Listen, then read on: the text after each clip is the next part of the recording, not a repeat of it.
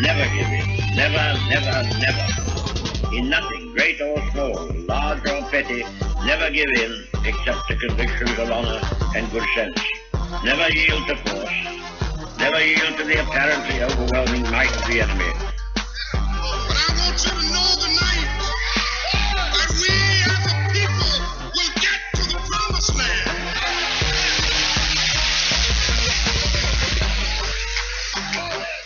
So I'm happy tonight. I'm not worried about anything. I'm not fearing any man. Mine eyes have seen the glory of the coming of the Lord.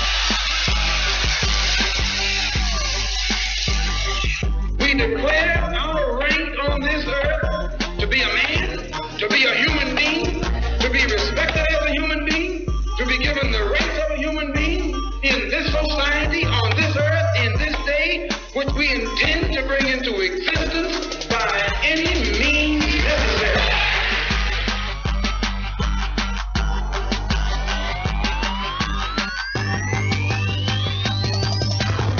Apostle Claver T. Kamau-Imani on RagingElePhantsRadio.com. Hey, what's up, Saints and Patriots? Apostle Claver T. Kamau-Imani, RagingElePhantsRadio.com, the rebellious voice of Texas liberty. I don't know how it is in your part of Texas, but it's nasty out there as far as H-Town is concerned. Cold, wet.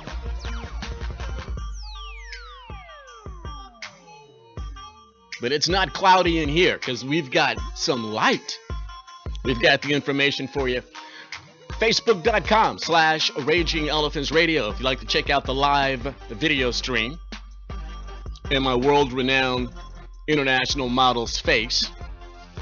Also, RER Video, our YouTube channel. Do a search, RER Video, on the YouTube channel. You know our logo by now. And once again, you'll see the video stream. And I've got charts and pictures and stuff today that you're not going to be able to see if you're just listening via audio. So if you want to see the charts and the pictures and things and all that kind of stuff, you got to go to the video stream. Facebook.com/RagingElePhantsRadio. And be sure, whether you're watching on YouTube, please subscribe.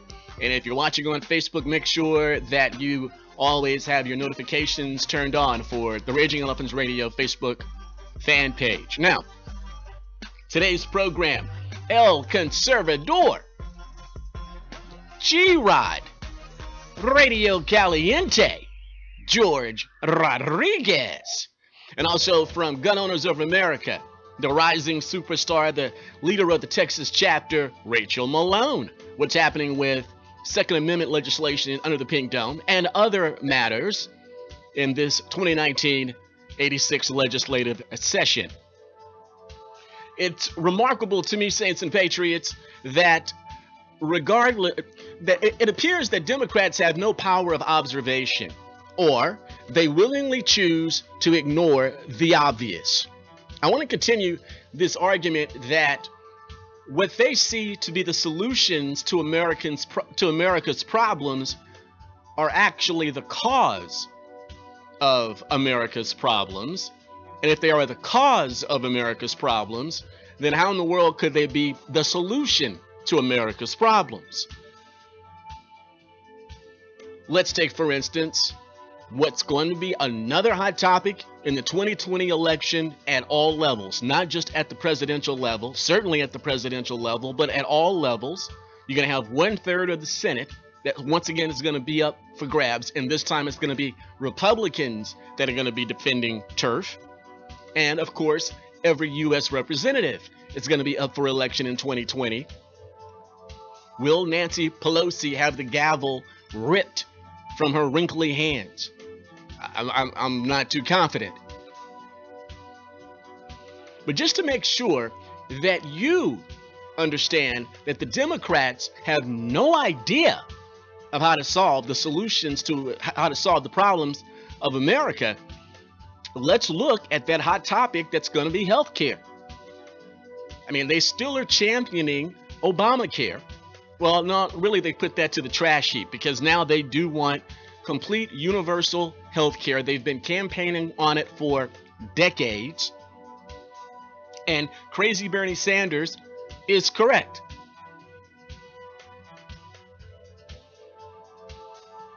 The majority of the American people like the ideas that the leftists are putting out there. Why? Because the majority of the American electorate is leftist. And obviously, they do not have the powers of observation to look at history and understand that what is being proposed by the top-tier candidates of the Democrat Party will only exacerbate the problem, especially when it comes to health care. Now, I'm going to tell you how warped, demonstrate to you once again how warped the thinking is on the left. And let's go back to that Bill Maher audio from 2016, and I'll also have some audio from 2015. That whole campaign cycle, Bernie Sanders was making a run towards the Hillary Clinton machine, and Bernie Sanders was Bill Maher's candidate, and Bernie Sanders was the candidate of pretty much everybody on this particular panel on Bill Maher's HBO disgusting, extremely profane television program. But they love the socialist programs, and they want to expand the socialist programs. Kamala Harris and the rest, I think all of them, really do want to give Medicare for all. I didn't watch the Klobuchar town hall last night. I don't know if she's for Medicare for all, universal health care, British-style, Canadian-style, French-style health care system, socialist-style health care system, Venezuelan-style health care system. I don't know. But these guys think it is the most fantastic thing that has ever been created. Don't believe the lie that Social Security has been the greatest weapon against poverty in the United States. In the history of America, says Katrina Vanderhoeven, you're about to hear. But they believe that the socialist programs, Medicare, Medicaid, Social Security, are the greatest things that America has ever produced. And these three programs primarily driving the debt, causing the United States to have to literally borrow money for national defense, are what's destroying fiscally, economically, the United States. Got the charts to prove it, but let's listen to what some of these leftists had to say. For instance, Bill Maher, Katrina Vanderhoeven, and others. In the opening with Bernie Sanders there, 47% of the American people said they'd vote for a socialist. They're not going to vote for Bernie Sanders if he gets the nomination. The American people will not vote for How do you know? They might. They're not going to decide more if we start educating them. Thank you. Again, I'm glad you brought that up. Are you against Social Security? Because that's a socialist program. You guys hate socialism, but you are not. If you so hate socialism, why don't you campaign on repealing Social Security, Medicare, the VA, and cutting back on the Pentagon, which is the biggest socialist organization in the government? Bill, I thought what you did. Let him answer. Social Security, the Rand Paul has a great line on this. Social Security is actually not socialism; it's actually a Ponzi scheme. And the fact of the matter is, it's a very popular program. It's the most effective anti-poverty program. And we're going broke because of it. The country's going broke because of that and Medicare. No, we're not. We have a $17 trillion debt. Yes, but it's $17 trillion debt. Not because of Social Security, which is the most effective anti-poverty program, and it's helped. And still solve it. And we're not going to get rid of it. We're not going to get rid of the Social Security. It's not going to happen. Okay. That being said, I do think that we do need to have some private accounts to get. People get a 1% return on it. John, private account on Wall Street? But wait. Well, look at the most popular programs are socialist programs. But how can you square this circle? You hate socialism, but the programs people love, including your voters, are socialist. But Bill, there's a complexity. So, do you agree with that? I don't. I didn't interrupt because I wanted you to hear the whole thing. This is what they believe, and even more. But may I just say what you did with Bernie, I think is so important. Love Bernie. But he's always going to Denmark. I love Denmark. But this country has a great history of socialist tradition. I mean, as you said, Social Security, public utilities, and Franklin Delano Roosevelt. No, but Franklin Delano Roosevelt in 1944 delivered a speech on the floor of the Congress called the Economic Bill of Rights. A right to health care, a right to housing, a right to, a job. And he would have been driven off off that house, but no longer because we have more a people rising out of populist poverty movement. than any other force in history. What has? And the free market system. Which kind of free market? Our free market system. That's why we're a quasi-socialist country like every other modern country. I would say because you need both. We're not saying we're not capitalists. Right. We're just saying. Well, that's what they are saying. That's what Bernie is saying. No, he's not. He wants to get rid of the capitalist system. He He's a does not socialist. want to get. He's a socialist. That's First of all, he's a democratic socialist. He's a democratic socialist. He wants to tax you by about 80%. Takes your money. Does it? Never said that. But you know what's interesting? Millions of people are looking beyond the label. Millions of people are meeting Bernie Sanders for the first time, and a younger generation didn't grow up with socialism. It grew up with capitalism. And by the way, and there is someone who taxed people at 80%. Eisenhower. And the interstate highway system under Eisenhower, a little bit of socialism in there. So they love it. Don't be fooled. The Democrat Party, as Ronald Reagan was saying all the way back in the 1960s, they love socialism. Their intent is to turn the United States of America into a socialist country, and more so, it is becoming so. Even with Donald Trump in office, the slowing of the socialism creep in the United States, I mean, it's noticeable, but the march continues to the left.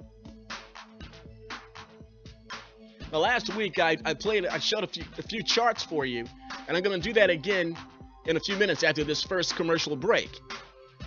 Now, what these charts are going to show you is that the programs that these idiots were just championing, Medicare, Medicaid, Social Security, are the driving forces of really economic ruin in the country. The reason healthcare costs are in a parabolic chart that I'm going to show you in a few minutes is because of Medicare, Medicaid, Social Security, these fantastic programs that the socialists, the Democrats, the jackasses want to impose upon us all. It will be utterly destructive. The cause of the problem, the Democrats believe, is the solution to the problem. Medicare for all, universal health care for all. I'm going to show you the damage that government healthcare intervention does to an economy, our cost of living, and our qualities of life. Don't cut the stream.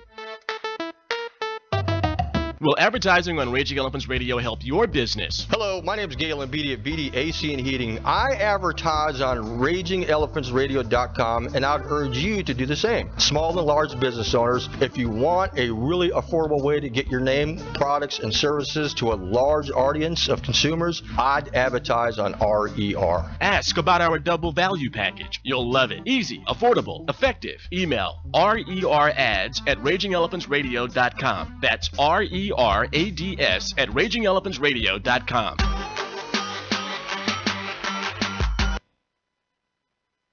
It's no secret about the censorship that big technology companies are practicing as we speak. Are there ways to get around this? For us, at Raging Elephants Radio, and for you, the Raging Elephants Radio app is the way to do that. It gives us direct communication to you with no middleman. No Facebook, no Google, no Twitter. Raging Elephants Radio and you in direct connection. No interception.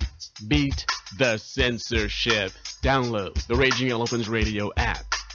Okay, girls, we need a night out without the husbands or the boyfriends or that sort of boyfriend who keeps texting you but never actually asks you out.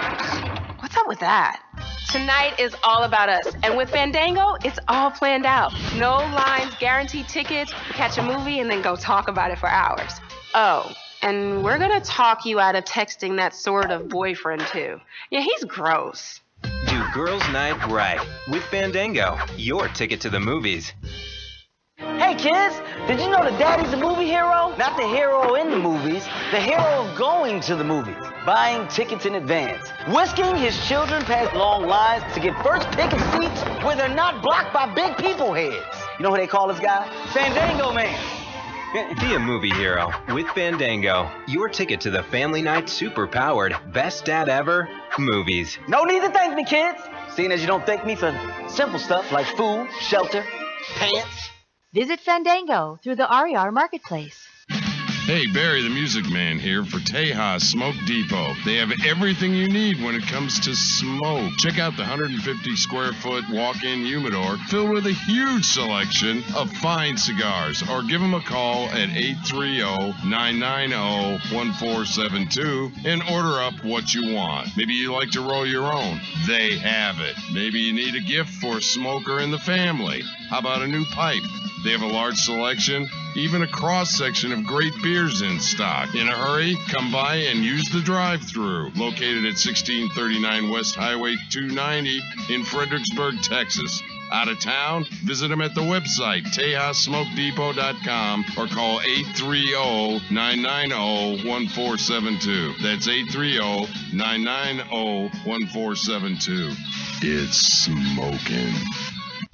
Can you do it? The RER 2+2 Challenge. Howdy, rowdy Texans. It's me, E, the millennial voice of RER. I'm a big fan of RagingElePhantsRadio.com. More Texas voters should be listening to RER every day. A better, deeper knowledge of how Texas works will help Texas voters to make Texas more like Texas. The RER 2+2 Challenge. Listen to RER 2 hours a day, every day, for 2 weeks. You'll learn more about Texas politics in 2 weeks than you've ever known. Mark it on your daily calendar. Set your phone alarm. The RER 2+2 Challenge. 2 hours a day, every day, for 2 weeks. RagingElePhantsRadio.com. The rebellious voice of Texas liberty. Find Raging Elephants Radio on Twitter at RE Radio Texas.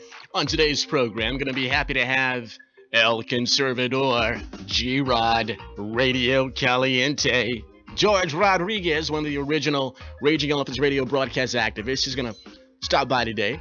And also Rachel Malone, Executive Director, Texas Chapter Gun Owners of America, rising superstar. She's got your 6 when it comes to your Second Amendment rights, at least here in the Lone Star State. Let me prove a point to you. The reason that healthcare costs are as high as they are is because government is in healthcare. The reason healthcare costs are as high as they are is because we really do not have a true free market when it comes to health insurance. I mean, I've said it before, I'll say it again. You will know that we have a free market in health insurance, and health insurance premiums will be greatly reduced when you see health insurance sold like, I don't know, auto insurance. When you see a caveman selling health insurance, when you see Hump Day selling health insurance, when they're selling health insurance with sex, then you know that we potentially probably have a closer to a free market system when it comes to health insurance. There really isn't true competition. And that's because of government intervention, government rules and regulations, and government intervention. I told you the story back in the days, the early days of the Tea Party.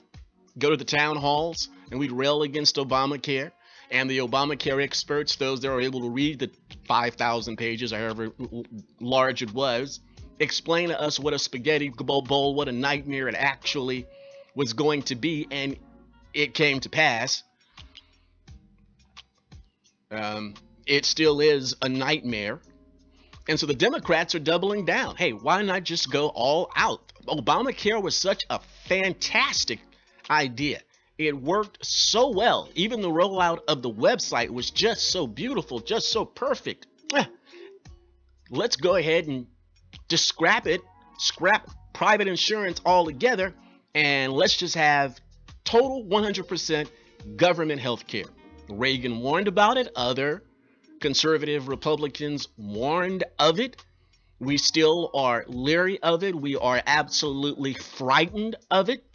It should scare us to death that the Democrats could have the power of eventually to really institute this. They're going to run on this. And there's enough nimnongs out there to vote for the jackasses for the purpose of more government when it comes to our health care. Now, here's some charts that I wanted to show you to prove the fact that the reason that healthcare costs are as high as they are right now is because of the programs the socialists like so much. And unfortunately, some of you that are listening right now, you're on these programs, you like these programs.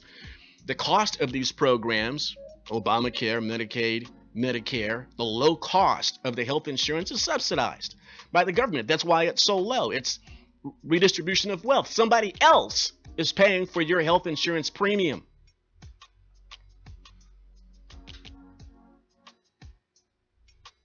Here's graph number 1. As you can see, this is healthcare costs from 1960 projected out to just 1 year from now. And this is from California's Healthcare Foundation, Centers for Medicare and Medicaid. You would think that these are pro-Medicare and Medicaid advocates working inside of this governmental bureaucracy or this foundation. And what it tells us is that in 1960, healthcare costs in the billions was only $27 billion for the entire nation.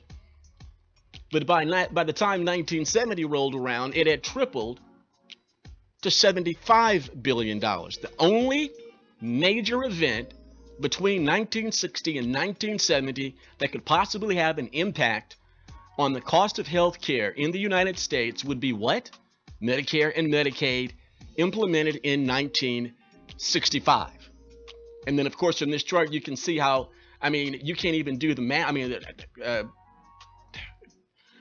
1980, $256 billion, all the way now to 4.4, nearly $4.5 trillion projected for next year. And that's more than what the government spends the whole budget on the books. $4.5 trillion by next year. And the Democrats say, oh, let's double down. Let's make it for everybody. Graph number 2. The red line is showing you, the red line is showing you the total national health care expenditures in the billions. Well, that would actually be trillions now. That's the red line, the top one, the real high one. The next one, the light blue line that you're looking at, total private health care expenditures. The light blue line, total federal health care expenditures. The kind of little moss-colored, green-colored line, Medicare expenditures. And then finally the purple line, Medicaid expenditures. The only thing I really need to take a look at is the arrow, the red arrow, because that red arrow points to 1965. You see, everything was really just sort of together. There really wasn't that much difference in what the government was spending and what the individual was spending at the beginning of at the end of 1964. But 1965, and you can just look at the chart and you can see what happened to healthcare cost. As a percentage of the GDP in 1965, healthcare cost in this country was less than 6% of the GDP. You see where it is now. It is over 16% of our economy, and the Democrats want to tinker with it some more. This is dangerous. And finally, this last chart, as you can see, national health expenditures in the red, gross domestic product in the gray. And you can see in 1965, that's when the red and the gray line began to separate. And even more disturbing, the lighter gray line at the very bottom, I hope you can see it on the video, that 16%, that's wage growth from 1965 until 2010. And you wonder why we can't afford $600 a month insurance premiums for a single man like myself with no pre-existing conditions and no serious health problems. But that's what the insurance premium is. I mean, it's more than a car note in some instances. Premiums can be more than a house note for health care, health insurance. And what those charts show you is that the very programs that the Democrats are championing, that Kamala Harris is saying get rid of private health insurance altogether. Let's just go Medicare for all. And how we're going to lose count of how many of the jackasses they're going to throw their hats into the ring. They're going to call for universal health care, Medicare for all.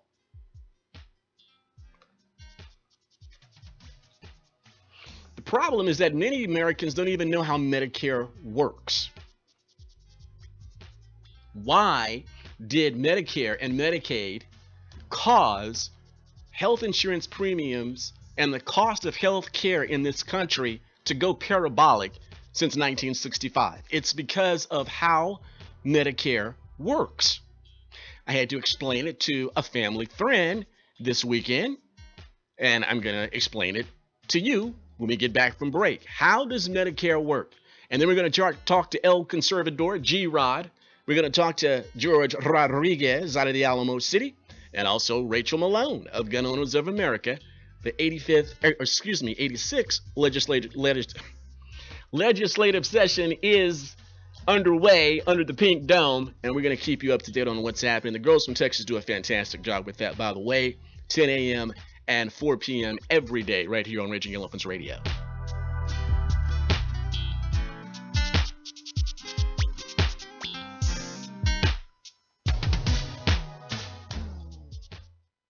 Stop smoking and enjoy it. Electronic cigarette vaporizers. More than an actual product, this is the name of the company that's going to lead you to a tobacco-free life. Apostle Claver here. ECV is where I went to break my cigar usage. Now I'm a happy vape fan. Vaping, healthy, more socially acceptable. The new cool thing. No one's better in Texas to intro you to the world and tech of vaping than electronic cigarette vaporizers. Bart, Chantal, Max, and Chris will teach you every feature of the dozens of vaping devices to choose from. ECV has a cornucopia of flavors, from fruity to cookies or even tobacco, each made from all natural products. No carcinogens, no smoky smell, and the choice of nicotine levels. Slowly drop your nic level down to 0 and break your tobacco habit with no jitters or stress while enjoying relaxing inhalation. You've been wanting to do it, so do it. Stop smoking and enjoy it. Electronic cigarette vaporizers, 2755 Gessner in Houston. Call 713-939-8273. 713-939-VAPE, or see the ad on RagingElephantRadio.com.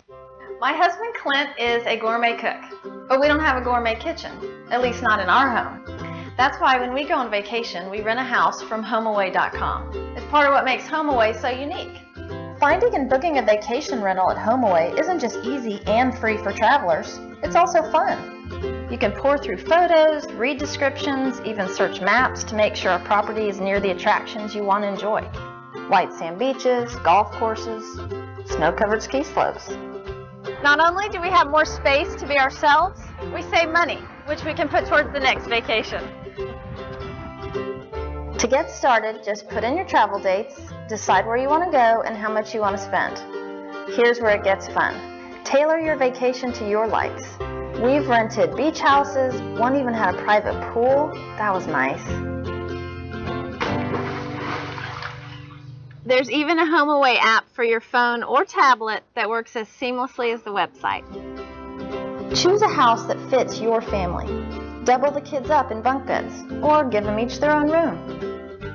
I love bunk beds. What I don't love is listening to a person on top squirm around all night. I love bunk beds. We prefer a house with a big screen TV, so we can have movie night. Whose turn was it to choose the movie? Oh, come on, Mom. The kids love this stuff. Once I found a few homes I really like, I read reviews from other travelers and create a list of favorites. Then I contact each owner to confirm availability and ask any questions I might have. I can also share that same list with my family and friends. Really, Grandpa? What?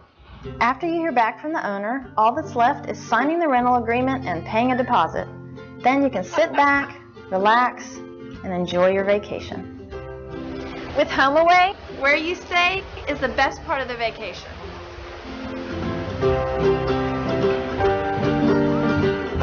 Visit HomeAway through the RER Marketplace.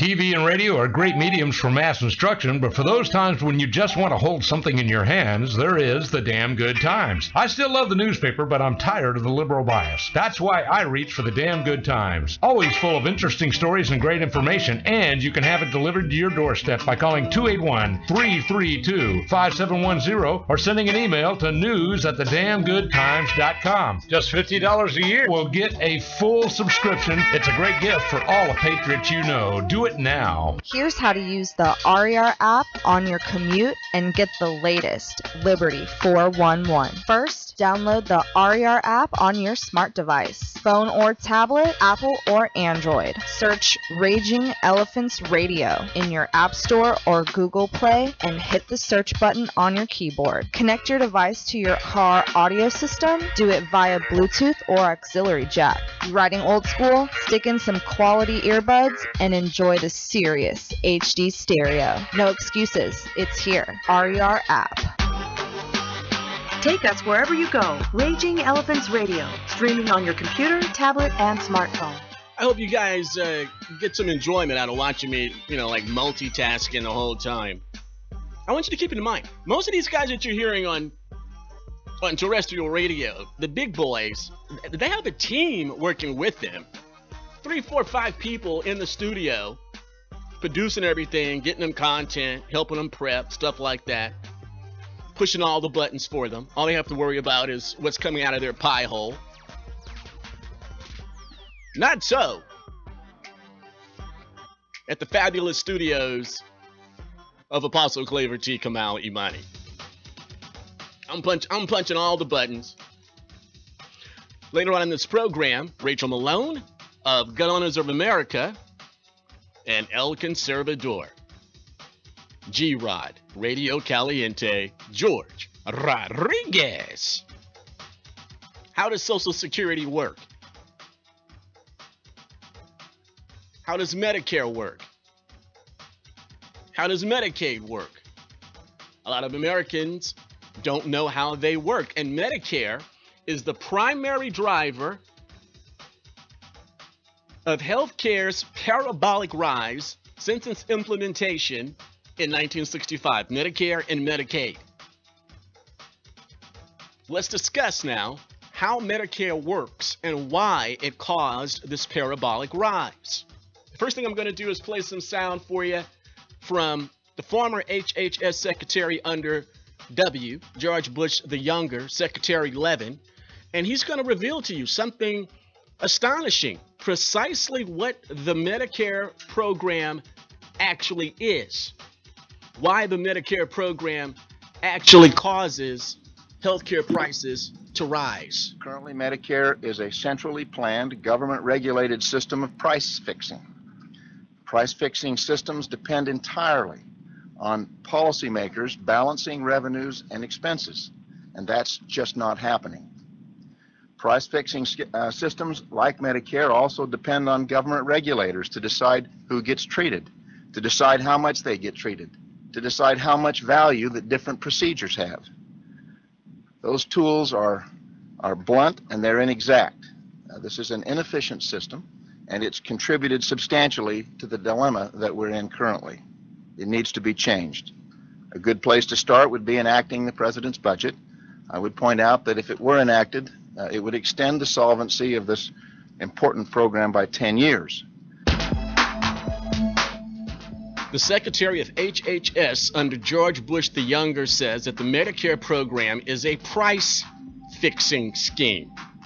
Okay? It's straight-up socialism, just as Bill Maher said it is, just as Bernie Sanders, just as you know it is. It is a socialism scheme. It's socialism. And the Secretary was quite candid in saying it is a price-fixing scheme. That's why Medicaid caused the cost of health care and health insurance premiums to rise. I showed you the charts in the previous segment. Since its implementation in 1965, Medicare has been the primary cause of health insurance cost premiums going up. Parabolic. Now remember what the Secretary says. He says it's a price-fixing scheme. What does he mean by that? Let me give you a hypothetical. Let's say you have a non-profit hospital or a not-for-profit hospital. In other words, under tax code regulation, they shouldn't be making more than 2 to 3% profit, and then only about 1.5% of that they would pocket, and the other 1.5% they would plow back into the hospital, and not-for-profit. But as the secretary said, it's a price-fixing scheme, Medicare is. So the government tells the hospital what they're going to pay for a certain procedure. Now, this is a very bad idea because let's say you have a procedure, a surgery. I don't know what kind of surgery would cost $10,000, but let's just use a round easy number, $10,000 it costs for whatever surgery that you're having. Well, the government may say on this particular procedure, we're only going to pay you $8,000. In fact, I believe the ceiling for Medicare to pay on any procedure is 80% of the cost. Now, how is a not-for-profit hospital or any other physician, care provider gonna make up the difference if they take Medicare or Medicaid patients? Well, this idea of reimbursement, which I was discussing with a family friend, explaining to them how Medicare works, because they work in the medical profession, pharmaceutical field.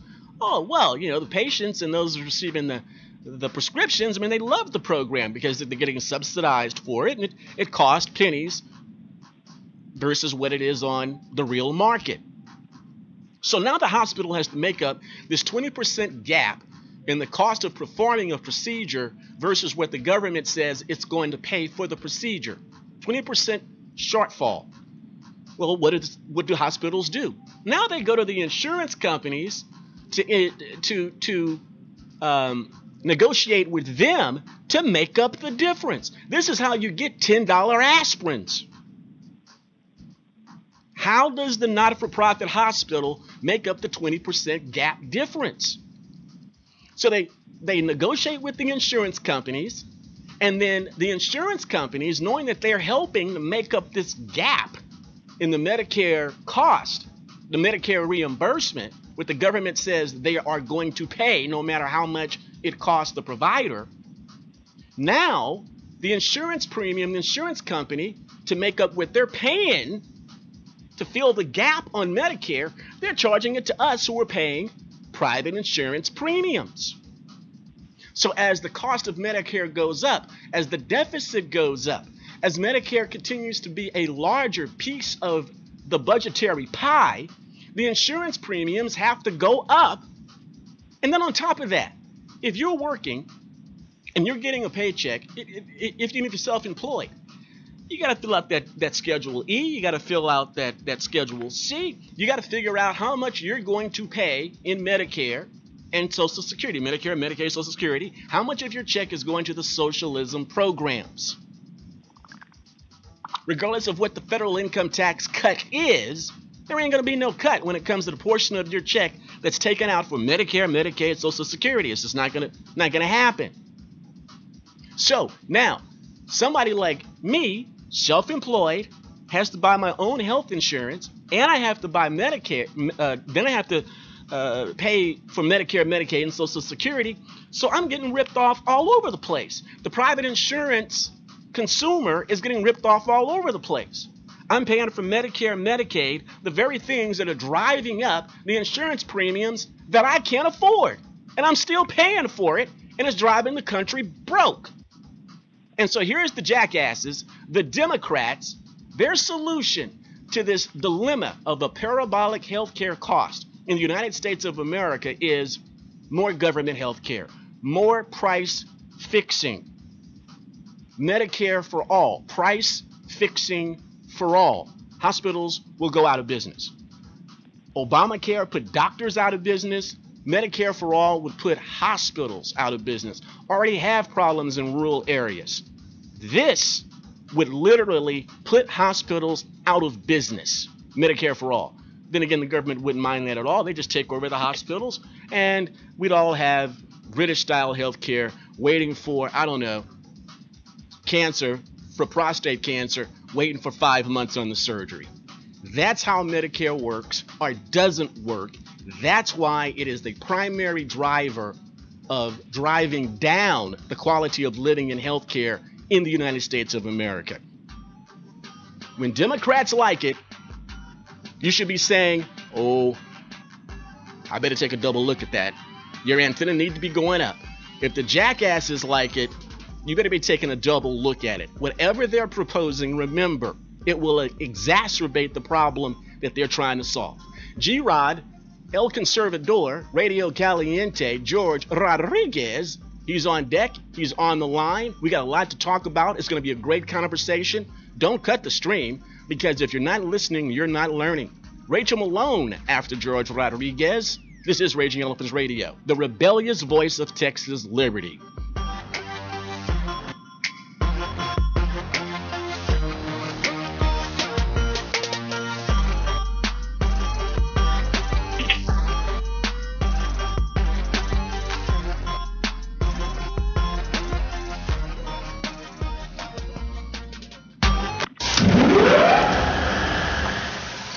Maintaining your home air conditioner is just as important as maintenance on your car. You don't know the big difference there's going to be until you've had the work done. I thought my system was working fine, but now it's better than ever. Galen Beatty did it for me, and he'll do it for you. Good servicing will not only keep your system performing well during the sweltering summers here in Houston, but it will save you money year after year. In my case, it cut my AC power consumption by 20%. Do what I did. Have Galen Beatty set up regular AC maintenance to cut your energy bill and prevent system failure at the worst time. And what's better than being comfortable and saving money? Whether you need a basic tune-up or it's time to put in a new super efficient system, you should call Beatty AC 281-222-9591. That's 281-222-9591 to schedule an AC system tune-up. Beatty AC and Heat. That's B-E-E-D-E ACandHeat.com. BeattyACandHeat.com.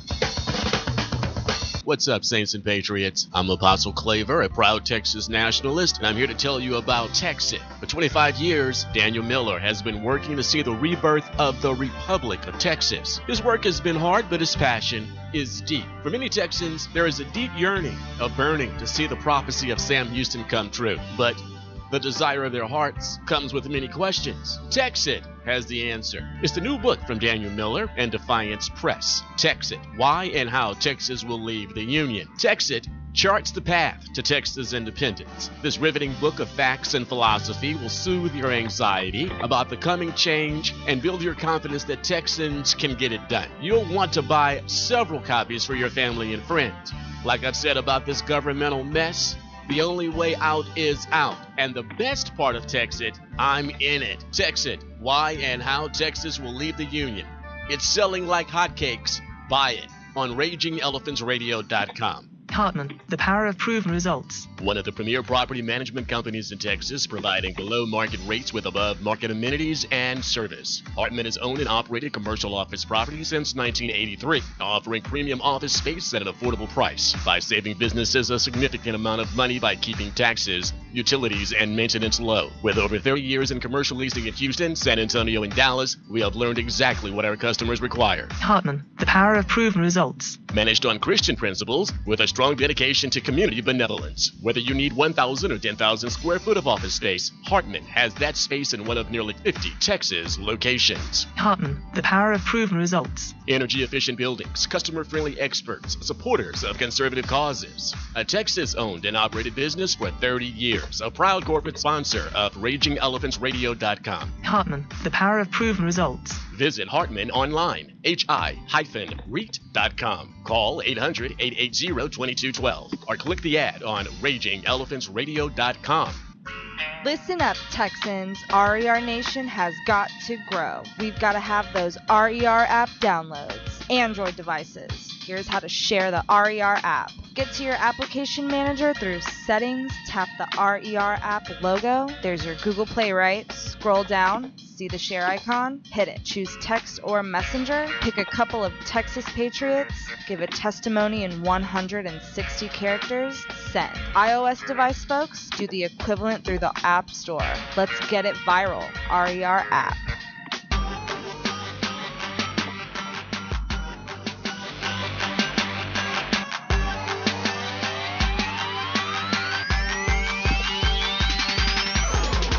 Information, communication, action. RagingElePhantsRadio.com. El Conservador. G-Rod. Radio Caliente. George Rodriguez. Right where he belongs on Raging Elephants Radio. What is up, my brother? Nothing much. Just watching the world go by. You lie like a dog. You ain't watching nothing. You out in front of it, bruh. Tip of the spear. Nah, man, you're not getting away with that one. You're very, very busy. Ladies and gentlemen, George Rodriguez, original charter broadcast activist here at Raging Elephants Radio. And you see him frequently now on Fox and Friends in the morning. And now he has a weekend program, terrestrial radio over in San Antonio, a voice that certainly needs to be heard well beyond San Antonio, and that's why we have him here on Raging Elephants Radio. It's good to hear you again, George. Good to hear you again. Good to be here. Good to be here, buddy. All right, so, George, number one issue, I don't know as far as the nation is concerned, but certainly down here in the Lone Star State, the number one issue continues to be the border invasion. I do have to say I like the new nomenclature, the accepted nomenclature of the Trumpkins out there, and the president himself actually calling it an invasion, something that we've been doing since the inception of Raging Elephants Radio in 2013. Ain't that right, G-Rod? You got it. I mean, we've got to remember, let's remind everyone that, while CNN and Fox News and ABC and all these folks are now constantly at the border with reporters, we were the first ones. Raging Elephants Radio was the first ones to host an event, a hearing, so to speak, at the Valley, way back, way before it became sexy. We were the first ones to do it. A two-day town hall. A two-day town hall. That's right. We were the first ones to do it, and now all of a sudden it's vogue, and they've got everybody, talking and wringing their hands on TV and talking about how, terrible. Well, if they would have been listening to us in the beginning, well, we wouldn't be where we're at. Hey, what about just a little reminiscing, George? Remember that when we did that remote broadcast, the two-day town hall from the RGV, we were based out of the same hotel that a lot of the DPS officers were. Yep, they were that's already right. They were already briefed. Don't say a word to us. You remember that? Yeah, because the truth is dangerous. I don't know if you've I think I've read that someplace. That it can make you free. Yeah. So a lot of folks think it's dangerous. George, I've been hard on the president because of the border invasion. My argument has been that the condition that we're seeing right now, look, I know it appears that he's putting up a valiant fight. And I know that the supporters of the president, great majority of the Republican base, are behind him 100%. But, this is us. This is RER, and we tell it like a TI is. We still need to have a very real assessment of what's going on at the border.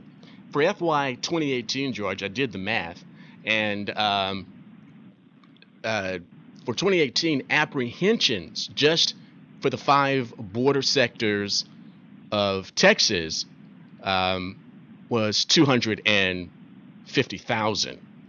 Oh, my God. And then listen to this sound from Brandon Judd, someone that you may actually know with the connections that you have. Brandon Judd, who is the president of the National Border Patrol Council. Right.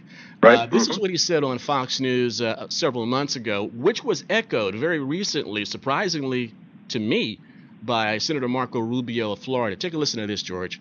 Yeah, well, after he was elected, the numbers went down. They called it the Trump effect, and now we're back up to something like 600,000 arrests a year, about 50,000 a month. That's just who is caught crossing the border, according to the numbers. Do we know how many people are getting by? We don't know exactly the numbers that get by, but we do have an estimation.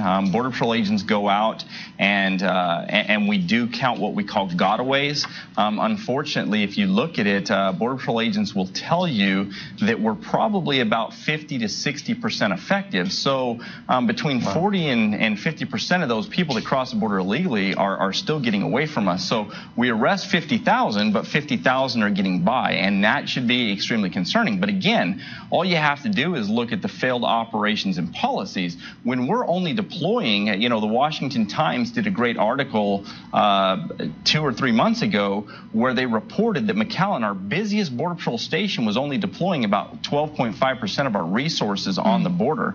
That's just not going to get it done.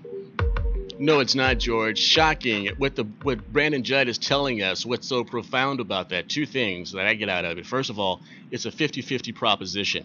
So in other words, as he stated, if they apprehended 250,000, as they did in FY 2018, that means 250,000 got away scot-free, end zone dancing, not a hand was laid on them. That's 500,000 people, 500,000 just invading Texas for FY 2018. And just to tack on, George, the recent numbers for January 2019, cold month, rainy month, another 34,000 apprehended or got across the border, the southern border, the 5 border sectors of Texas. My argument, George, is simply this. The condition isn't very much better than what we saw under Barack Hussein Obama with Janet Napolitano at NHS and Jay Johnson at NHS. We're not seeing very much of an improvement with Kristen Nielsen there. And of course, Jeff Sessions was a complete and utter failure and disappointment. So with these facts presented before you, I want you to take the floor and express your thoughts. Well, I agree. I think what we're looking at, once again, is the same situation that we've always had, where we've got a combination of laws that have too many loopholes. We've got politicians that are playing politics with our safety and our sovereignty. We've got lobbyists who would rather push their agenda rather than look after the safety and the integrity of the laws and of the border. And then definitely we've got the whole world that wants to come to the United States. We've got the whole world that wants to come to the United States. I mean, my grandmother used to talk about how, she actually used to say about how, once television began to reach the mountains of Mexico and Guatemala, she would laugh and say, it's going to be hard to keep them on the farm once they've seen Paris. And that's exactly what's happened. The rest of the world has seen what we've got, and they want to come and get it. They want to be part of it. And at the same time, you've got politicians, you've got folks who are just not who really don't care. I mean, that's the bottom line that's the bottom line to it. Who really don't care about immigration law, and about securing the border. Who would like to have as many illegals here or foreigners here that are working cheap. On the other hand, you've got definitely folks like Joaquin and Julian Castro, who I think have a definite agenda of getting as many third world folks here so that they can get them registered as Democrats, and then they can start winning elections. I think that's a collective. I think that is a collective mission of the Democrat Party, George. Yep. It is very obvious. I don't want to poo-poo your statement about the Castro brothers, who are a very dangerous duo, more dangerous perhaps than the Krays, the notorious gangsters of the 1960s in London. I don't want to poo-poo that, but I think that ideology that has been intimated and worked upon by the Castro brothers is part of Democratic Party dogma now. They want open borders. That's right. That's exactly right. Right now, as we speak, Claver, there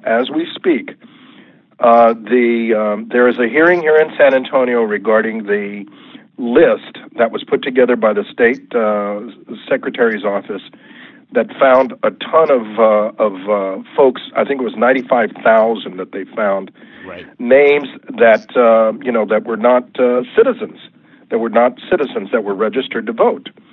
And now, immediately LULAC and MALDEF and all the other organizations ACLU had a meltdown and said that wasn't true, because some of the folks on that list had already had registered unknowingly out of ignorance, and they had become citizens in the process. Well, fine and dandy. Let's say that that's maybe 10%. Let's say that that's 15%.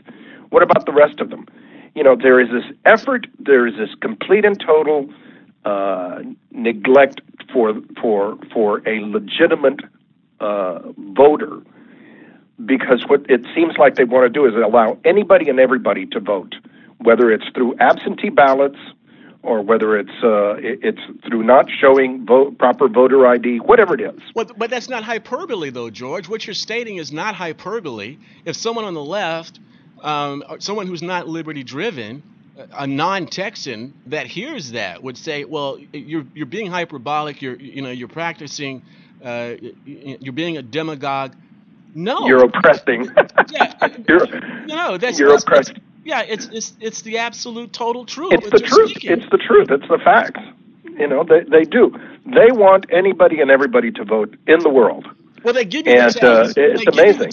They give you the tells, and they're not shy about giving you the tells, right? So if you look in precincts such as in Maryland and California, where in certain elections right now they are allowing illegal invaders to vote in those local elections, that's the tell of what they're going to be attempting to do in the future. I mean, their modus operandi is known by us all. They will test at the lower level, and then they will push higher and higher and higher.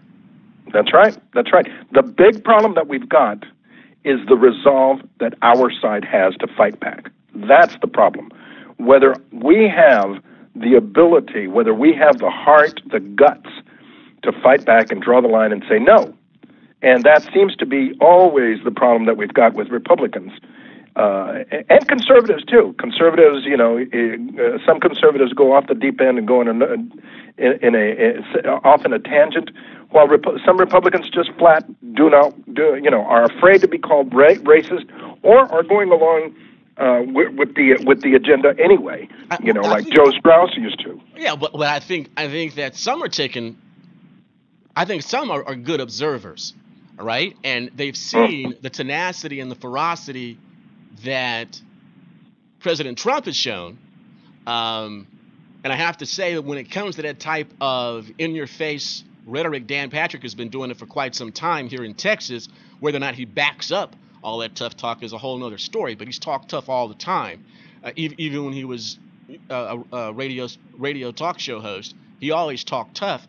But I'll give you an example of Lindsey Graham. Who would have ever thought that Lindsey Graham would have ripped Dianne Franken-Feinstein and you in front of the entire planet during the Kavanaugh hearings like that, and has become absolutely... We're talking about Grahamnesty here, Lindsey Grahamnesty. And I think he has observed the tenacity, the ferocity of the president and some other members of the Freedom Caucus in the House, even Ted Cruz perhaps, seen the tough rhetoric, understand the base that's what we want. Get in their grill, just like they get in our grill, but get in their grill with the truth, get in their grill with arguments of liberty, and we'll love you for it. Lindsey is loved now. It's very, very difficult. It's very, very difficult to hang hope on Trump and building the wall and everything that we've been going through this past week. When I was there in 1986 when we did the immigration law. Yes, you were. And when we did the amnesty.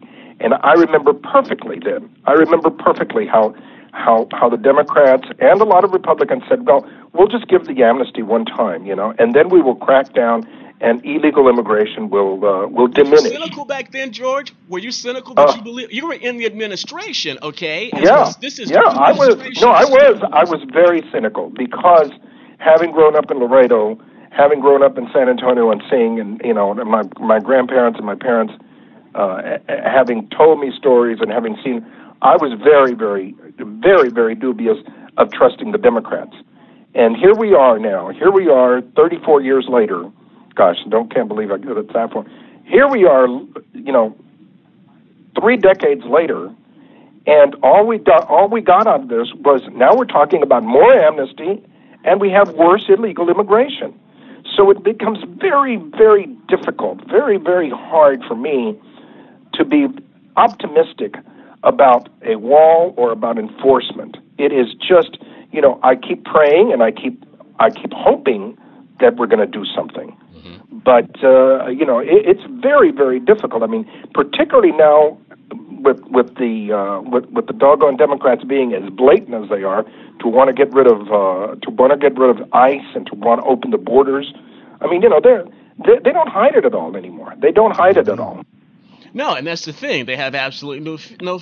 Well, but that's the thing, though, George. The argument that I've been making, and it may not be popular, and there may be some that would disagree, but I think I'm right. I think the numbers prove it. The majority of the country is leftist.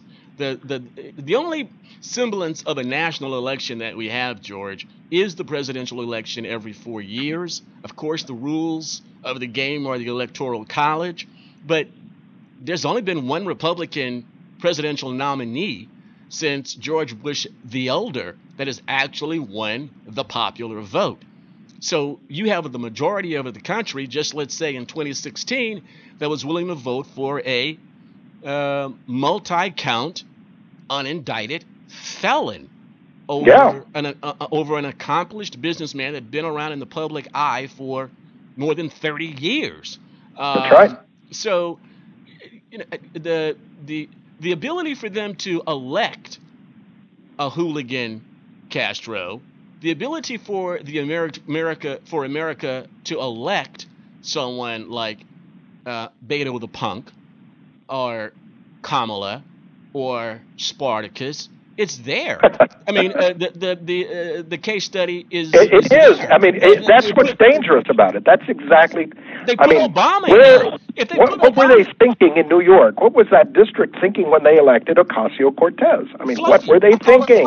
Fluffy Cortez. I'm the king of nicknames, George. Yes. I'm going with Fluffy Cortez.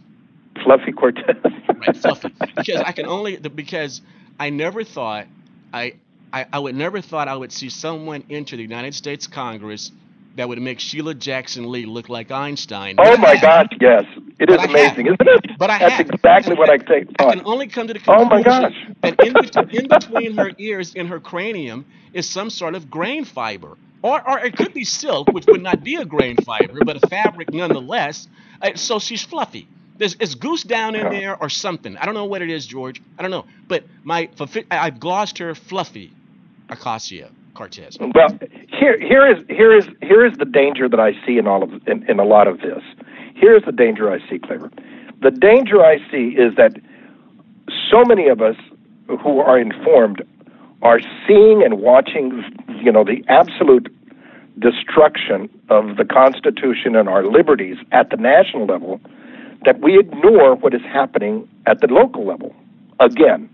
And it's here at the local level that we've got to do the fighting. I mean, the reason that Beto ended up, running eventually for state senate or the U.S. Senate was because they elected him in the first place to Congress in El Paso. And the guy is clearly, not competent, not smart. The guy thinks he's Kennedy-esque, whatever that means. You've got that. You've got people in Houston that continue to elect and vote in Sheila. I mean, that's incredible. That's incredible. And then you've got in South Texas, you've got dynasties of families that have been elected. Their sons have been elected. Their daddies were elected. I mean, it just. The people need to wake up at the local level to stop the local tyranny if they ever want to stop the national tyranny. That's the problem. We need to do a Raging Elephants Radio bumper sticker of the slogan that you stated a long time ago when you first got behind the microphone here at RER, when you said, "The defense of liberty begins in your own backyard." That is so profound. Yeah. It really, it really, this is where it is, because the people that we've got in Washington are nothing more than products of folks at the local level. Here in San Antonio, we just recently had a special election. and 5% of the eligible voters in District 125, the House District 125, State House, they voted 5%. And that's the split between Democrats and Republicans. I mean, it's incredible. How can you defend liberty and freedom if only 5% of you are the ones that are voting? I mean, that's you've got folks out there, politiqueras, that are probably buying more votes than some people are going to get. That's incredible. It is. George, we need to wake people up. George, one last question before we go to break, and then we're going to completely change the subject matter after the break. Your confidence on the wall in whatever form, and no matter how many miles, because what they're fighting over right now is 55 miles, down in the RTV where it's really needed, right? The worst, where it's really needed. And we thank them for that. Whatever we can get, we thank you. We appreciate it. As a donor state to Washington, Devil City, we would hope you would come and protect our borders for us. Even with the declaration of the national emergency, we know that the gods in black robes are going to try to decapitate this declaration of the national emergency. Do you have any confidence in the current situation and in the current administration to be able to fulfill the campaign promise and get a wall that is needed to completion? And I don't, 2020, I say no way, no how. It would take a re-election, but do you have confidence that it would get done at all, George? No, I don't have a confidence that the entire wall is going to get done. I'm sorry, I don't see it done. I think that we have too many activists, attorneys, too many activist judges, and too many cowardly Republicans. I think that we will get some wall. I think that we will get some resources, but in the process of getting some wall and some resources, we're also going to get more loopholes. And so I'm optimistic about some things, but nope. Overall, I just don't see it happening. I'm sorry, I just don't. I think that in the long run, we're going to be right back in the middle of where we are right now, and things are not going to change. Things are not going to change until the public really wakes up, or until there is a real grassroots revolt. Or other than that, it's just not going to happen. A Texas revolt. Or Texas. Yep. Guys, I'm talking with El Conservador. I'm talking with G-Rod. Don't cut the stream. RER Cross is the Christian programming of RagingElePhantsRadio.com. Pastor Stephen Broden is a featured Bible teacher. What runs interference with God's instructive word are Satan, the world, and the flesh. Out of these three comes doubt, fear, and unbelief. Doubt and fear leads to unbelief. Unbelief, more than any other sin, is targeted towards the very character and integrity of God Himself.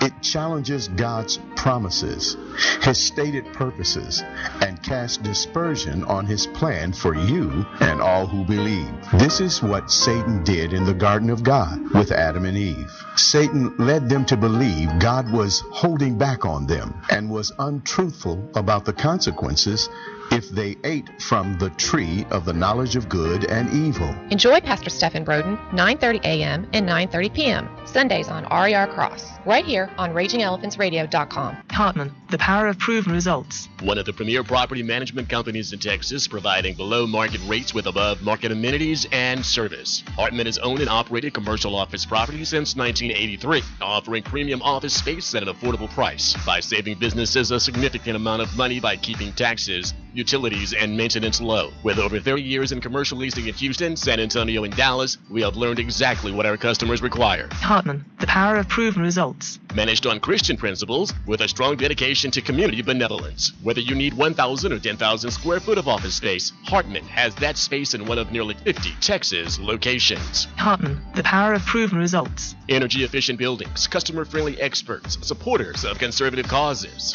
A Texas owned and operated business for 30 years. A proud corporate sponsor of RagingElePhantsRadio.com. Hartman, the power of proven results. Visit Hartman online, hi-REIT.com. Call 800-880-2212 or click the ad on RagingElePhantsRadio.com. Green Air technology will sanitize, sterilize, and defunkifies your home. Our treatment utilizes a high-output biocleaner to eradicate bacteria, germs, and airborne pathogens and allergens in any home, vehicle, or facility. So if your facility or home smells funky like a bow-legged monkey, call Green Air Technologies. We are dedicated to eliminating odor and airborne contaminants at home, at work, or even in your vehicle. Now featuring Biosphere.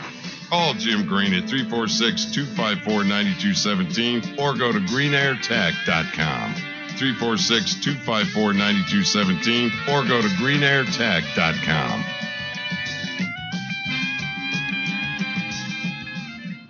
Hey, this is Claver. I want to take a few seconds to give you some words of encouragement. Go after the dream. Some of you have embraced the dream of having your own talk show. Congratulations. You've got a lot to say, and you have the confidence to believe you can do a great job. You should start on RagingElePhantsRadio.com. Purchasing your own block time is cheap. Yeah, a lot cheaper than your local terrestrial station for sure. And we don't leave you to sink or swim. Consultation on how to get up and running is part of our service to you as an RER independent producer.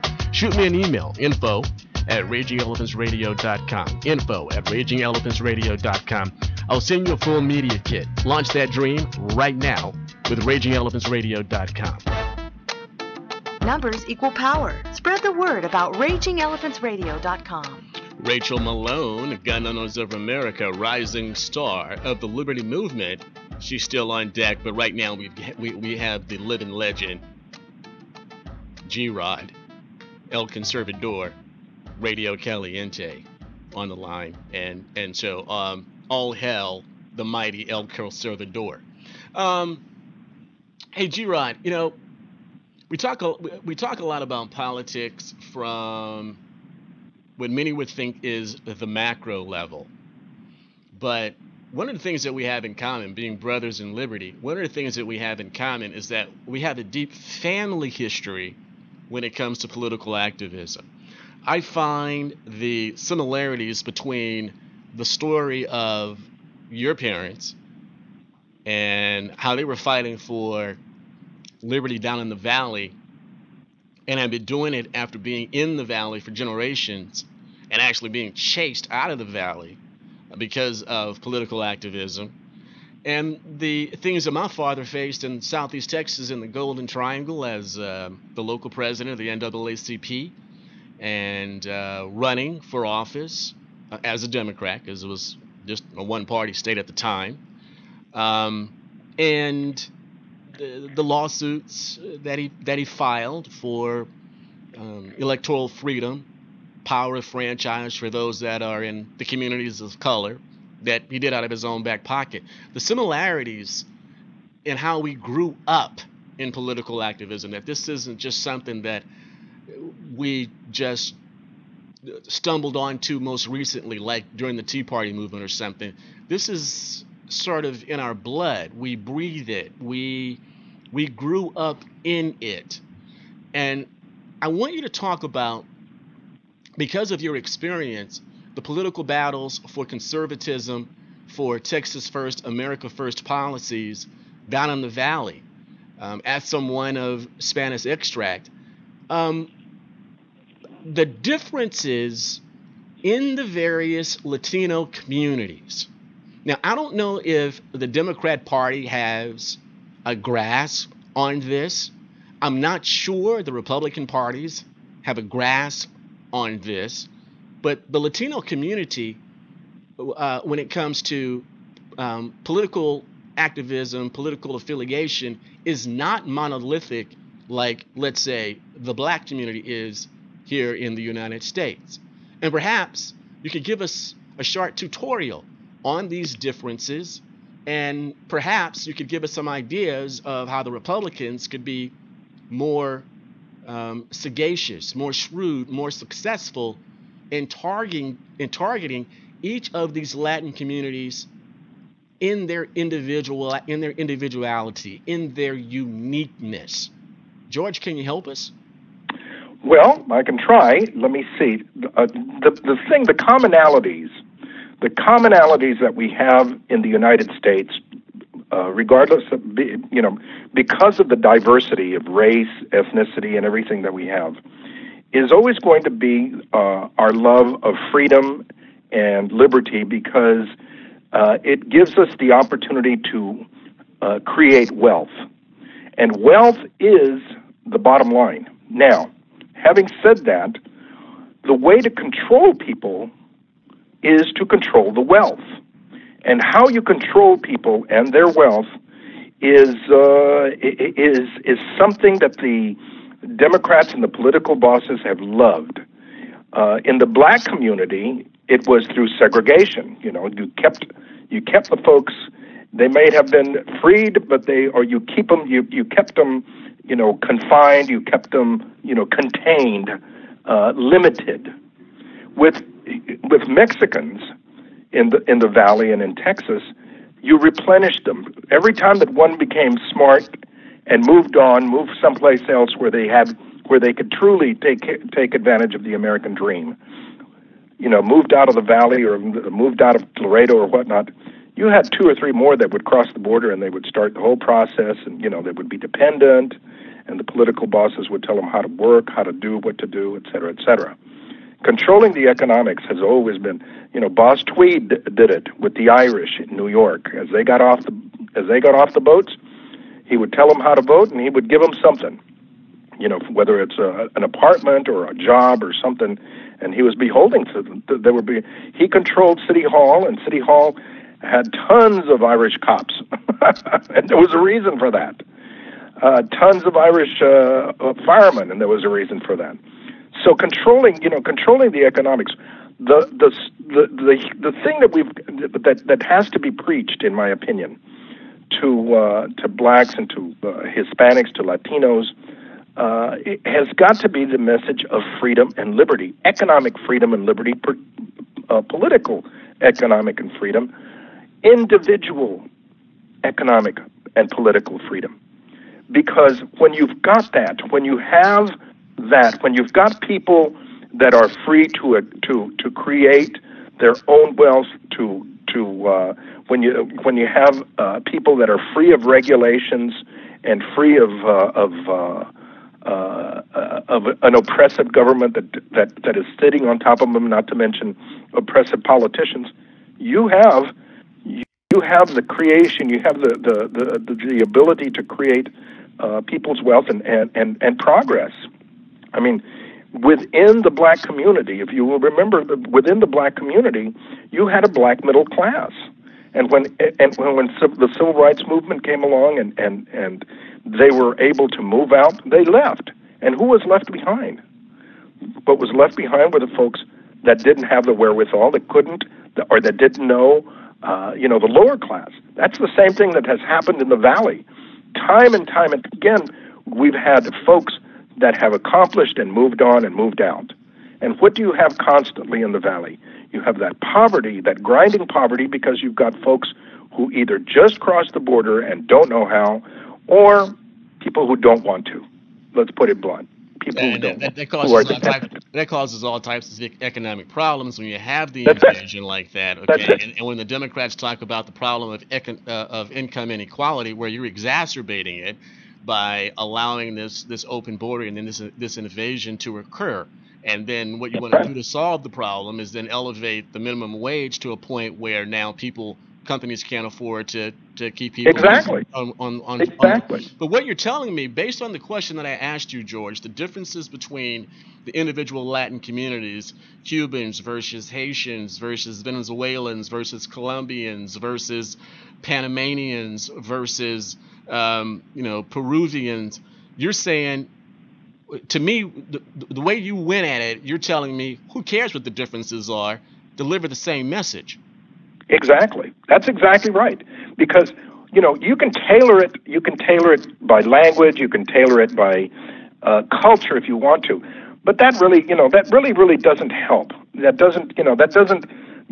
tends to segregate and justify the segregation. But are there some cultures that are more prone to capitulate and acquiesce through their history and their social construct definitely. to capitalism people versus socialism. Claver, third world people are the most susceptible to it. And the reason that third world people are susceptible to it is because they see themselves, they have been indoctrinated as victims. Regardless of hemisphere. Yeah. Regardless of, I mean, you know, you go to Zimbabwe. You know, in Zimbabwe, people see themselves as victims of colonialism. You go to Guatemala, people see themselves as victims of colonialism. I mean, the whole thing that Maduro in Venezuela carries on about is that he's got to defend Venezuela against the colonialism and the economic exploitation of America. And what he's done is done the very, he has done in the people. The same thing with the Cuban communists. I mean, there is that whole situation constantly where they play the victim role, and sadly, a lot of people buy into it, and that's okay. So, what do you think when you take a look internationally, and you take a look deep into South America, and you take a look at what's going on in, let's say, Brazil, although it's more Portuguese than it is of Spanish extract. Do you see the possibility of those type of, if you will, populist Trump revolutions being able to spread northward or even southward down into Argentina? Because one thing that I have to give the South Americans credit for, especially in Argentina and in Brazil, they got rid and jailed their corrupt politicians, and they didn't care what gender they were. They happened to be women. Did the same thing over in South Korea. They jailed them. They didn't care what their gender were. They were guilty of corruption and abuse of power, and they got thrown out of office in some cases, sentenced and jailed, something that we won't do here in the United States of America, where justice is supposed to be blind. Can you prognosticate the possibility of such movements? Argentina hasn't moved like Brazil has, but can you see the possibility of some sort of trickle-up effect towards the equator? I do. I think that what you are seeing in Brazil and also in Colombia, because Colombia is right next door to Venezuela, you're seeing people recognize the problems that are going on in Venezuela and the failures that have occurred in Peru and the failures that have occurred in Bolivia, not to mention Cuba.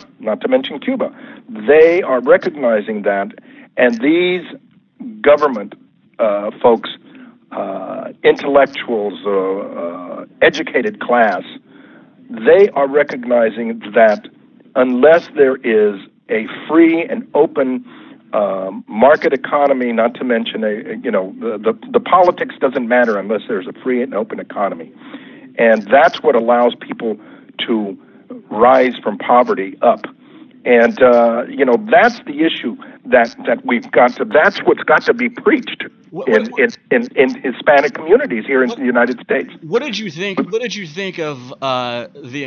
I think it was. I don't think it was the Colombian president. It was the Colombian envoy. I'm not sure if it was the president of Colombia that was in Washington Double City recently, and. That's the type of rhetoric I haven't heard from Colombia. First of all, absolutely, totally fluent in English, barely an accent, first and foremost, and was able to articulate the problems that they face with the refugees coming over from Venezuela, and really expressing a conservative or liberty policy, wanting to continue to keep the cocaine cartels stomped down in Colombia.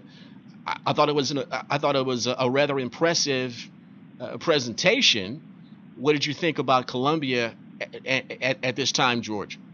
I think they're on the right track. I really do, and I think it's a direct result. Again, it's a direct result of what is happening next door. They are seeing what is happening next door, and when again, Claver, the sad situation here in the United States, that we've got a lot of people who don't learn, who don't observe and learn. The folks in Colombia are definitely, and Brazil are definitely observing and learning. They are seeing what is happening next door, and they are recognizing, hey, it doesn't work. That political dictatorships don't help the economy. They don't. Political bosses don't help people to become economically independent. In fact, the worst nightmare for a political dictator or a political boss in Texas or in Boston or wherever, the worst nightmare for them are economically independent people, because that means that they don't need you politically, and they certainly don't need you economically, and they will vote for their best interest. You know, and while if you really want to control people, you've got to make them vote for you because you are their best interest.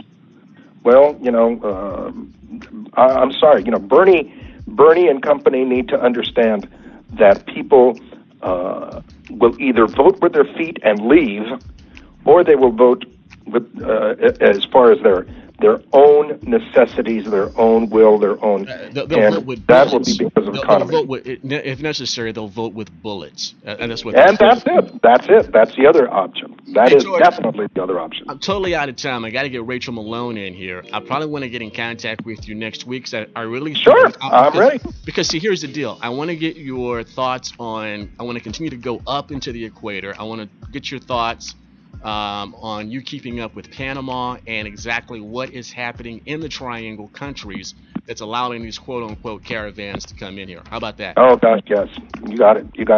And I want to tell folks that I would like to see if we can have a fundraiser where I would debate the Castro twins on Jerry Springer. Would people pay for that? Jerry Springer isn't smart enough to handle that type of conversation, George. I just want to say, bring him out. I want to beat him up. I would have to handle it, bro. I think I'm the only one that'd be able to handle something like that. You got it, buddy. He's El Conservador. He's G-Rod. He's Radio Caliente. He's my brother in Liberty. I love him so very, very much. He is George Rodriguez out of the Alamo City. Next week, George, okay? Thank you. Bye-bye. You can also catch George from time to time on Fox and Friends in the morning. I really appreciate that Fox producers get in contact with George, because he's going to tell it like the TI is when it comes to the border invasion. I'm unhappy about the fact that they got Chris and Holly Turner on there now, those political consultant frauds from Texas. I'm not happy about that. But I'm happy they got George on there. Nobody deserves it more than George, because he tells it like the TI is. Rachel Malone is up next. Let's talk about your Second Amendment rights and your God-given, Jesus-given rights to defend yourself. This is Raging Elephants Radio, the rebellious voice of Texas liberty. RER Cross is the Christian programming of RagingElephantsRadio.com. Here's a sample from Pastor Keenan Smith. See, however, though, I believe the White House is supposed to stand as the people's house for all individuals. So I believe it is sinful and wrong for the White House to spend tens of hundreds of thousands of your tax dollars to bathe the White House in rainbow colors, celebrating their victory.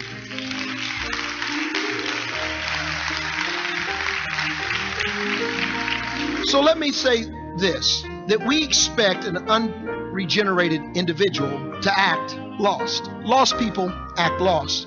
We expect that. We even expect them to embrace or promote or even applaud homosexuality and other ungodly practices, because that's where they are in life. We understand that. The question is not do they act lost, but do we act found? Enjoy Pastor Keenan Smith, 9 a.m. and 9 p.m. Sundays on RER Cross, right here on RagingElephantsRadio.com. Green Air Technology will sanitize, sterilize, and defunkifies your home. Our treatment utilizes a high-output biocleaner to eradicate bacteria, germs, and airborne pathogens and allergens in any home, vehicle, or facility. So if your facility or home smells funky like a bow-legged monkey, call Green Air Technologies. We are dedicated to eliminating odor and airborne contaminants at home, at work, or even in your vehicle. Now featuring Biosphere. Call Jim Green at 346-254-9217 or go to greenairtech.com. 346-254-9217 or go to greenairtech.com.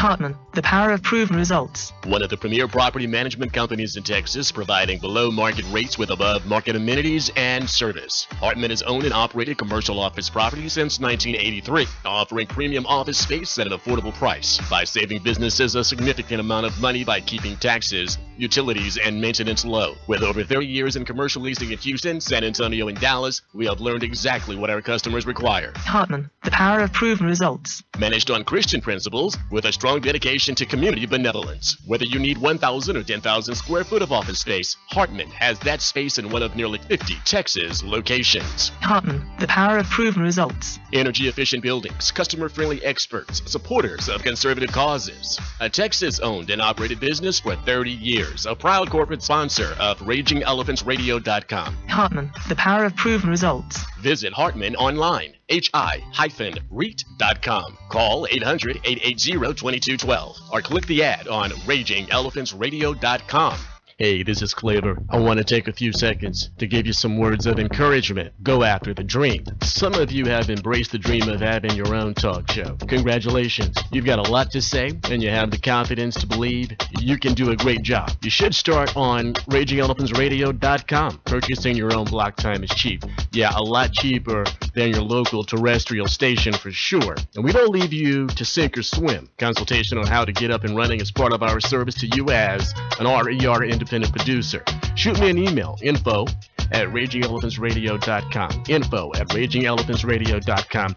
I'll send you a full media kit. Launch that dream right now with RagingElePhantsRadio.com.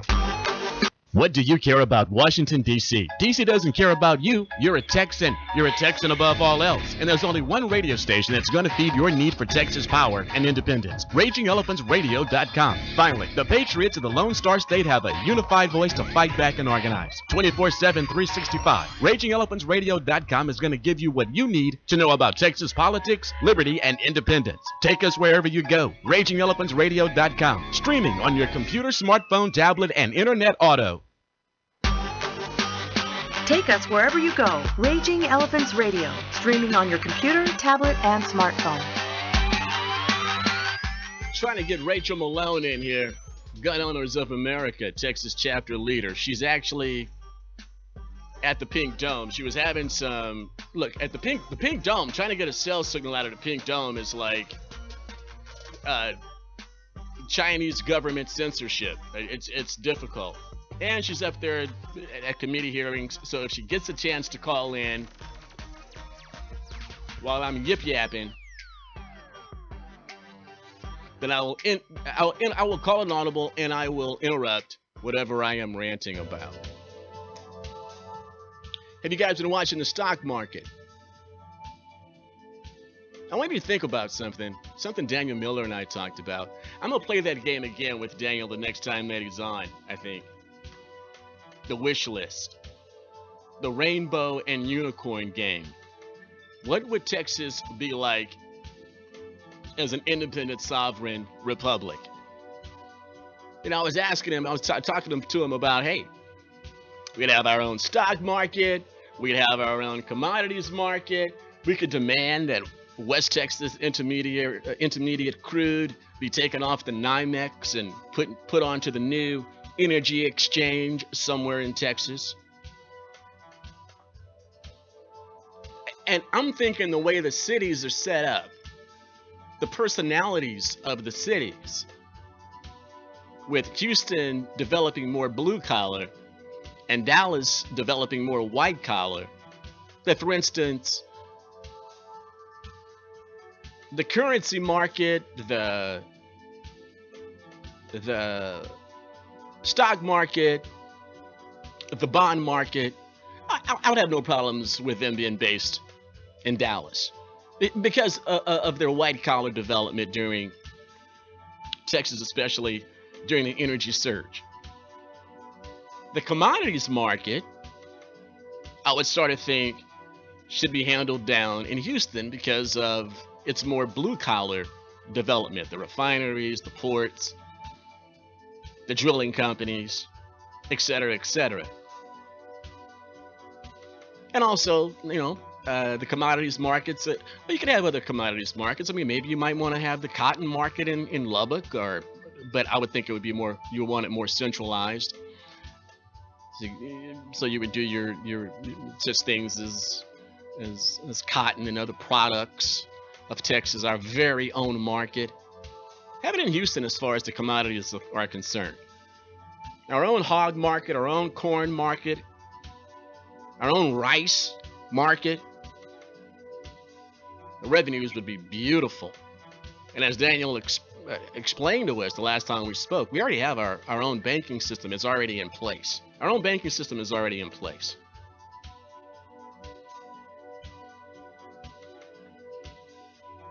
But have you been watching the United States stock market? Now, last week, I introduced to you a legendary sort of almanac way of determining the direction of the United States stock market. And believe it or not, it has to do with the skirt lengths of women. The fashionable skirt length of women. What is the length of the hemline? Where is it? Is it low? Is it high? And so the stock market lore is that when hemlines are high, the stock market goes up. That when hemlines are low, the stock market goes down. Now, last week, all I did was I just sort of showed you the hemlines. And I said, this is what the hemlines were like in the 1970s. And the market was awful. So I had the hemlines there for you, but I didn't have like the actual proof. I mean, like real journalistic integrity to back up my claim. So I said, I need to do a better job than that. I kind of shortchanged the herd, the rabid supporters of Raging Elephants Radio. They really, if I'm going to do a fashion report combined with a financial stock market report, I really should have the goods. I really should be able to do a better job. So my first, so let's remember what the wisdom is supposed to be when it comes to financial investing in the United States stock market, or really, I think, global markets. When hemlines are low, the market's going to be awful. When hemlines are high, it's going to be a bull market.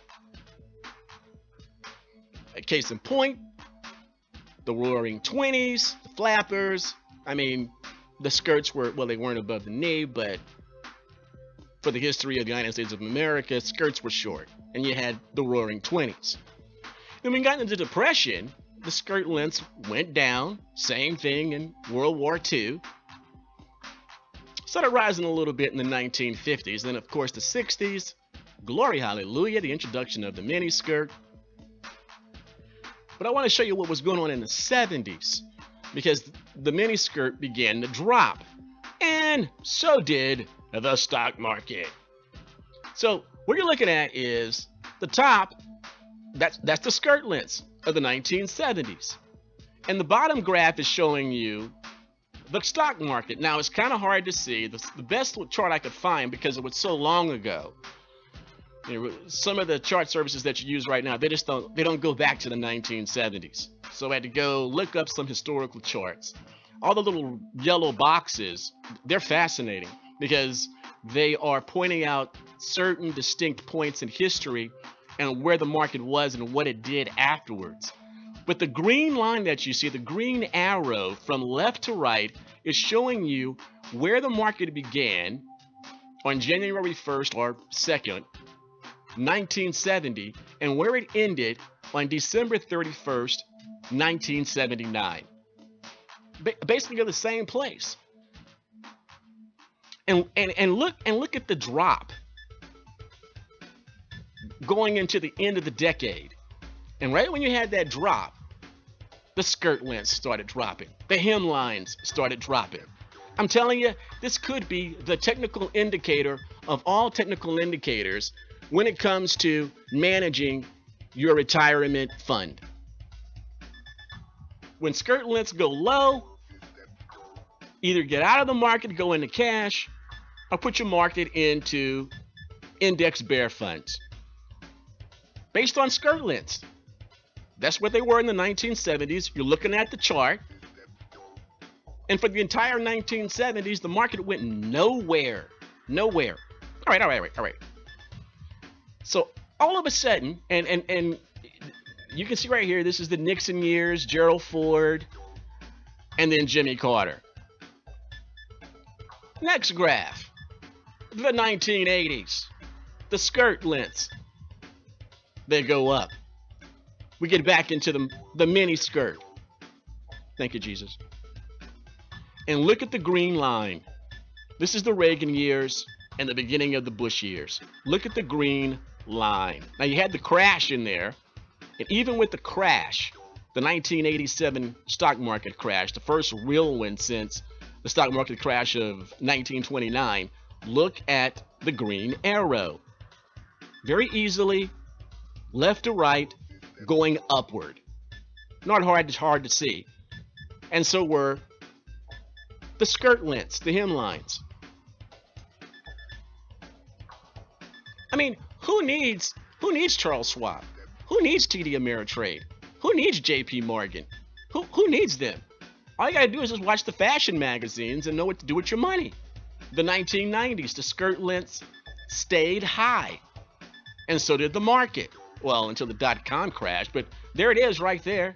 Bush years, Clinton years, the green arrow, left to right, highly upward. Now we know what happened in 2000. You had the dot-com crash. 2001, you had the attack on the World Trade Center. But from that trough in the market, the 9/11, 2001 trough in the stock market, all the way through the Barack Obama years, the stock market has gone up all the way up until, well, sort of now. The market has been up, and so has the hemlines. But things are changing. Now, why the market was going up during the Obama years, that's a whole different total conversation. And why the markets were going up in the first 2 years of the Trump administration, whole different conversation. I'm just talking about hemlines right now.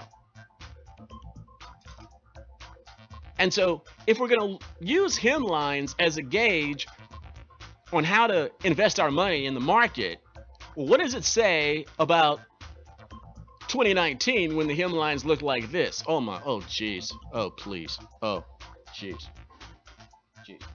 I'm a legs man, I can't take this. How long is this trend gonna last? Can you see leg anywhere?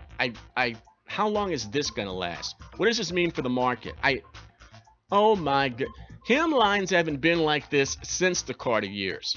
I'm scared, I'm frightened. And I'm not happy being a legs man since first grade. And my first grade teacher, Ms. St. Peters, walked in with those long legs. I was a goner from that point. I was a goner from that point. Gams all the way, legs man all the way. Crush on my first grade teacher. Game over. I need legs. And this is not happening here in 2019. But more importantly, what does it mean for the market? Look at this. Look at this. You can't see anything. It looks like it's back in the 1930s. This looks like the days of the women's suffrage movement. This can't be good for the market, right? If the mythology is as hemlines go, the stock market goes, maybe you should be pulling money out of the market. Or maybe you should be going into a bear fund, because these hemlines are scary. They're down to the ankle. Oh, fall winter 2019, straight Eskimo, You can't see. There is nothing below the knee that is visible. This could mean a market crash. This could mean a serious stock market crash. That's what it could mean. I'm serious about this. This is not for entertainment purposes only. This is supposed to be serious stock market technical analysis. And if the hemlines are the indicator of where the market is going, and I just gave you the charts. I mean, let me go. I'll go through them again. Hemlines, 1970s. Look at the stock market. Look at the green line, the green arrow left to right. Market went nowhere.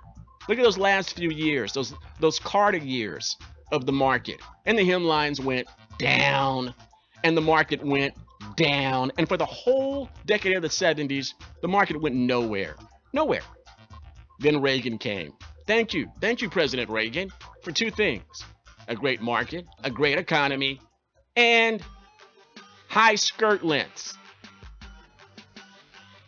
As the skirt lengths go, so goes the market. And then in the Clinton years, that hedonistic period, with the market still going up, hemlines still going up, everybody a little bit more casual, but there's legs everywhere. Fabulous. And now, 2019. These are the latest fashions for 2019. I'm telling you, this could portend a stock market crash. This could portend a 1929, 1987, 2001 style stock market crash, just based on the almanac wisdom, the stock market almanac wisdom, that as hemlines go, so goes the market. If hemlines are down to the ankles now, as we see here, right here, for fall, winter 2019, the market's going to crash. It's going to be a crash. My financial advice to you is go short. I think I'm going short just based on this hemlines. The hemlines say the market's going to crash.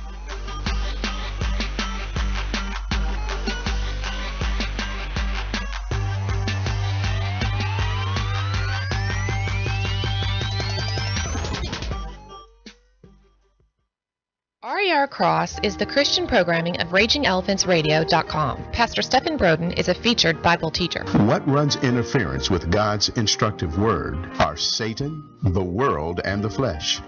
Out of these three comes doubt, fear, and unbelief. Doubt and fear leads to unbelief. Unbelief, more than any other sin, is targeted towards the very character and integrity of God Himself. It challenges God's promises, His stated purposes, and casts dispersion on His plan for you and all who believe. This is what Satan did in the Garden of God with Adam and Eve. Satan led them to believe God was holding back on them and was untruthful about the consequences if they ate from the tree of the knowledge of good and evil. Enjoy Pastor Stephen Broden, 9:30 a.m. and 9:30 p.m. Sundays on RER Cross, right here on RagingElePhantsRadio.com. Hey, Barry the Music Man here for Tejas Smoke Depot. They have everything you need when it comes to smoke. Check out the 150 square foot walk-in humidor filled with a huge selection of fine cigars, or give them a call at 830-990-1472 and order up what you want. Maybe you like to roll your own. They have it. Maybe you need a gift for a smoker in the family. How about a new pipe? They have a large selection, even a cross-section of great beers in stock. In a hurry, come by and use the drive-thru. Located at 1639 West Highway 290 in Fredericksburg, Texas. Out of town? Visit them at the website, TejasSmokeDepot.com, or call 830-990-1472. That's 830-990-1472. It's smoking. What's up, Saints and Patriots? I'm Apostle Claver, a proud Texas nationalist, and I'm here to tell you about Texit. For 25 years, Daniel Miller has been working to see the rebirth of the Republic of Texas. His work has been hard, but his passion is deep. For many Texans, there is a deep yearning, a burning to see the prophecy of Sam Houston come true. But the desire of their hearts comes with many questions. Texit has the answer. It's the new book from Daniel Miller and Defiance Press. Texit, Why and How Texas Will Leave the Union. Texit charts the path to Texas independence. This riveting book of facts and philosophy will soothe your anxiety about the coming change and build your confidence that Texans can get it done. You'll want to buy several copies for your family and friends. Like I said about this governmental mess, the only way out is out. And the best part of Texit, I'm in it. Texit, Why and How Texas Will Leave the Union. It's selling like hotcakes. Buy it on RagingElePhantsRadio.com. When Andrew Jackson ran for president in 1828, his opponents called him a jackass. Jackson liked the image so much, it became the mascot of the new Democratic Party. Miss Capelli? Yes, I'd like to be on a commercial. What will you be advertising? GoDaddy.com. Oh my gosh. It's a website where you can register .com names for only $7.95 a year. And what exactly will you be doing on this commercial? I could do a routine where I went like this. Oh.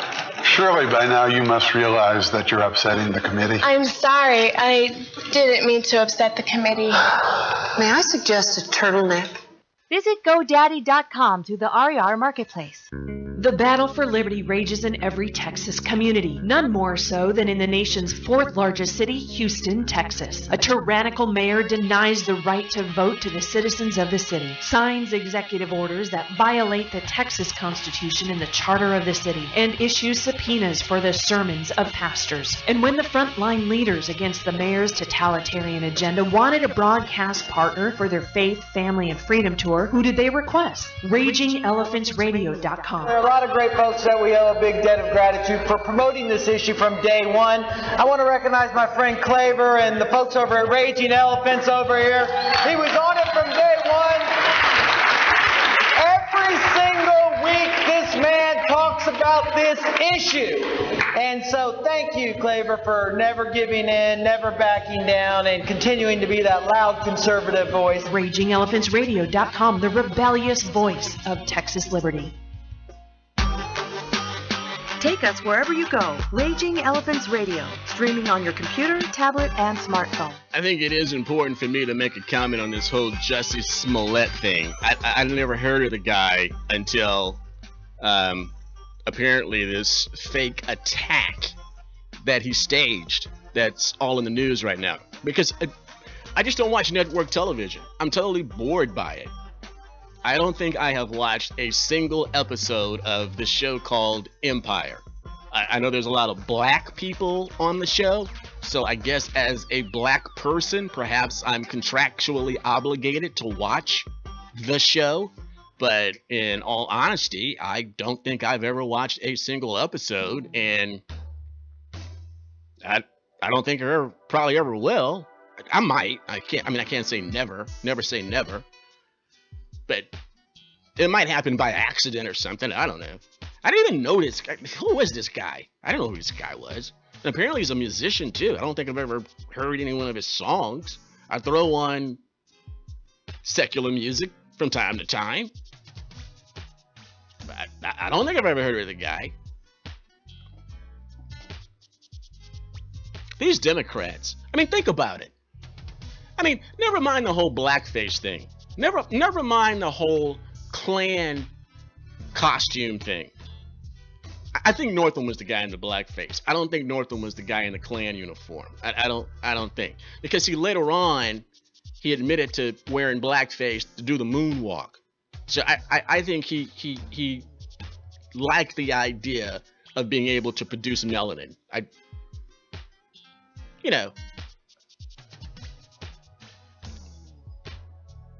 Which wasn't the worst thing about this guy Northam in Virginia. I mean, as awful as the allegations are against Lieutenant Governor Justin Fairfax, even the allegations of sexual assault or sexual misconduct against the black Democrat Lieutenant Governor pale in comparison to Northam and his endorsement of, as the President Donald Trump stated it, the execution of babies outside of the womb. And then, of course, you got the New York law. And then you got just Democrats just being Democrats, right? The whole new green ripoff. I guess the communist flag, they're going to change that from red to green now.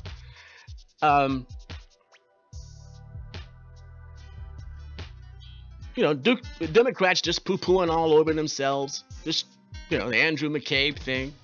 And now you got this Smollett thing. An admitted Trump hater.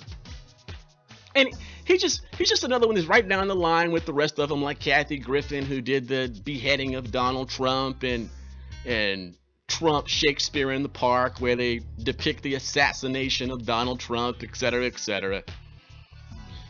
The best, and I don't even know who said it. I can't take credit for it. I cannot take credit for it. Have to be honest, have to be intellectually honest. I can't remember who said it. I can't remember who said it.